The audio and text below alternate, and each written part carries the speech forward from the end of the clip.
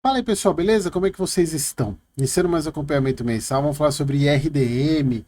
O IRDM é aquele fundo que é bem ou ame ou odeie, né? Se a gente vê, eu vejo pelos comentários aqui no canal, umas pessoas que infelizmente, né, compraram quando ele estava a R$ 140, pagaram P sobre VP de praticamente 1,30, 1,40 e perderam, claro.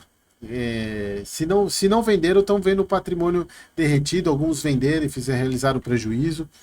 Mas o fundo vem na recuperação que ele se propôs, mas é uma recuperação lenta e continua sendo lenta. E não poderia ser diferente, a não ser que o fundo tomasse alguma atitude mais drástica em termos de liquidar algumas posições, ficar um ou 2 meses aí sem pagar rendimento. Mas o que ele vem fazendo? Ele vem montando aquela reserva já quase, vai fazer 1 ano e meio aí do resultado para poder ter alguma reserva para poder manter se tiver algum problema, como a gente provavelmente vai ter de um fundo imobiliário que está em liquidação aí, talvez o IRDM tenha um prejuízo. A gente vai falar sobre isso daqui a pouco, então vamos para o relatório gerencial.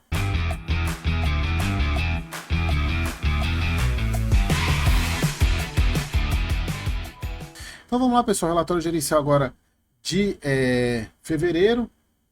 Deixa eu pegar aqui certinho.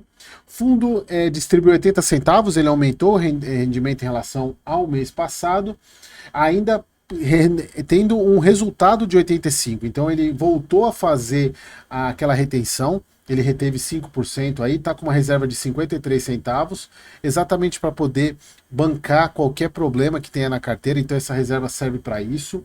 E o efeito foi, o rendimento maior foi por causa da inflação de dezembro. Então, no caso de RDM, ele pega M-2. Então, mês que vem, provavelmente o rendimento vem a menor, por causa, não o rendimento, a não ser que ele use reserva, mas vem a menor exatamente porque a inflação de janeiro foi 0,16, mas isso já logo recupera em fevereiro com a inflação de 1,3. Então, a gente tem que acompanhar. Teve uma quitação desse CRI aqui, que teve um resultado de 3 centavos por cota. A gente vê aqui o fundo gerou 80 centavos, maior do que o mês passado, né? E ainda continua com um deságio muito grande mesmo. Para mim, fora da realidade, que é a carteira de ativos dele. Pessoal, eu marquei esse. Eu quero falar sobre o, o OULJ, né? O Logística da Ouro Invest. É o Ouro Invest. Eu não acompanho este fundo, porém eu vi num fórum, né? E aí eu fui dar uma lida, que esse fundo parece que vai ser liquidado. Ou seja, ele teve, acho que ele tem dois imóveis, um já teve proposta de venda no meio do ano passado e o outro agora está na proposta de venda. Então, se tiver a venda, parece que vai ter a liquidação desse fundo e a liquidação vai ser em dinheiro, né? Então vai ter a amortização, a devolução do capital para os cotistas. A questão toda é a quanto isso vai ser. Porque a gente tem que observar, pessoal, e aqui é um ponto que a gente tem que sempre que vamos fazer as contas até para a gente ver o quanto que isso daria de impacto hoje no IRDM. Se a gente for pegar, pessoal, pegar aqui, ele tem 81 mil cotas, isso é 81 mil cotas, 81.701 e o preço médio que ele tem hoje é de 97, preço médio das compras, né, dele. Então, esse aqui é o preço médio. Deixa eu só pegar aqui quantas cotas o fundo tem. Aqui não, tá aqui embaixo, né? Quantas cotas de RDM tem? Aqui, ó, 36 mil. 36 milhões de cotas. 36, 433, 827. Essa aqui é a quantidade de cotas que a RDM tem. Vamos pegar no mercado quanto que esse fundo tá negociado. Deixa eu só pegar o ticker dele direitinho aqui. Porque eu não sei, vou fazer a simulação aqui como se essa liquidação fosse a preço de mercado hoje. Vamos pegar aqui o 1 LG11. Se a gente for pegar aqui, pessoal, hoje ele está cotado a R$ 35,90, tá? Então, 35,90.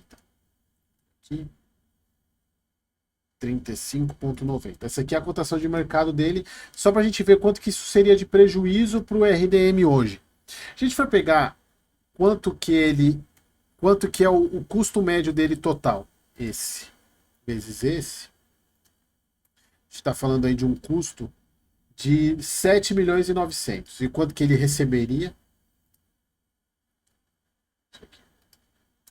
Receberia 2. Vamos ver quanto que seria o prejuízo dele aqui.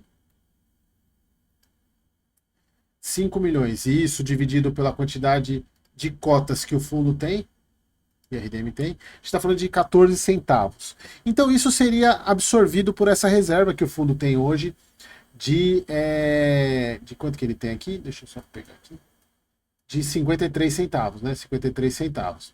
Mas se for para uns 40 reais a amortização, isso aí cai para 13, então vai pouca diferença. Então tá numa ordem dessa aí de,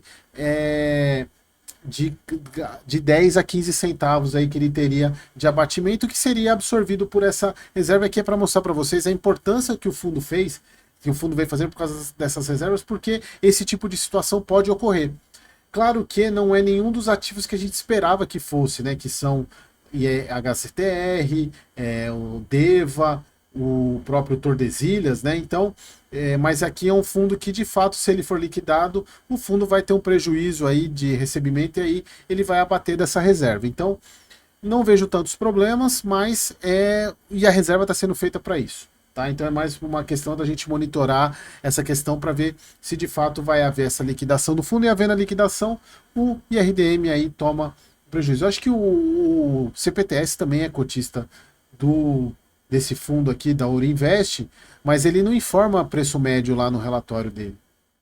Aqui, pessoal, um ponto importante, para quem viu o vídeo do VGHF, eu até comentei isso, né? Não sei se esse vídeo está sendo antes ou depois. O custo da compromissada do VGHF é 0,8, é praticamente o dobro do custo da alavancagem das compromissadas do IRDM. Não teve nenhum aumento de compromissada esse mês. Compromissadas curtas, eu gosto muito desse tipo de tabela, que deixa claro quanto que o fundo tem de compromissada, a taxa e o vencimento.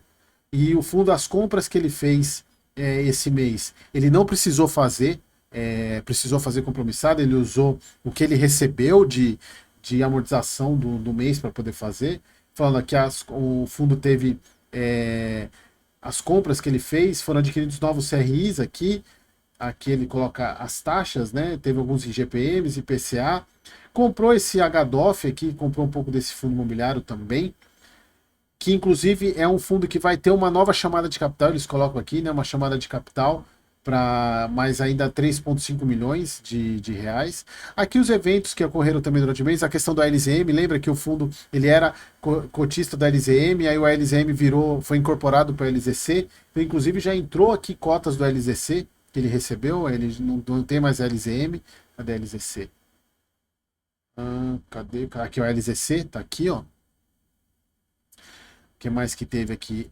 O XPPR teve a mudança para o VPPR, então ainda tem a questão de a gente saber como é que vai ser o destino desse fundo. O HDOF a gente já falou, e teve esse CRI aqui que foi quitado, que o fundo recebeu aí 3 centavos por cota, que inclusive ajudou o fundo a fazer essas compras que ele fez este mês. De resto, pessoal, eu estava dando uma olhada nos acompanhamentos aqui, nada tenha mudado, nada que tenha mudado em relação ao mês passado. Eu gosto muito de fazer essas comparações e vou pegar lá no demonstrativo de resultado. O fundo, ele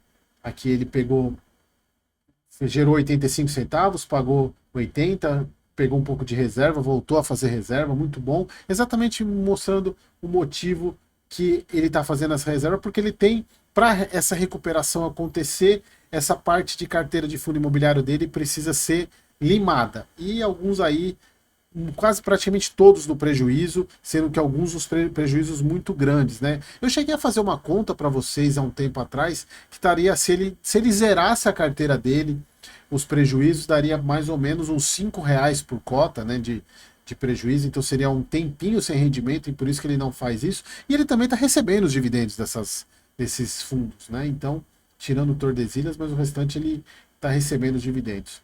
E é isso, pessoal, nada de novo no RDM, recuperação continua lenta, e é uma recuperação que vai demorar. Uma das situações seria uma melhora no mercado, o fundo fazer uma emissão, tentar dar uma limada nessa carteira, ou diminuir a porcentagem de fundo imobiliário da carteira com emissão para poder comprar mais CRIs, mas está longe para o fundo fazer uma emissão. Embora que eu falo para vocês, se a gente for pegar todos aqueles problemas de CRI junto com o fundo imobiliário, não dá nem metade do deságio que ele está hoje, e a grande parte do deságio também gera a questão de desconfiança do que pode aparecer, Mas é isso, pessoal. Eu gosto muito de RDM. Sei que eu tomo bastante porrada por causa dessa minha opinião, mas eu gosto bastante. E é isso. Espero que vocês tenham gostado e até o próximo vídeo.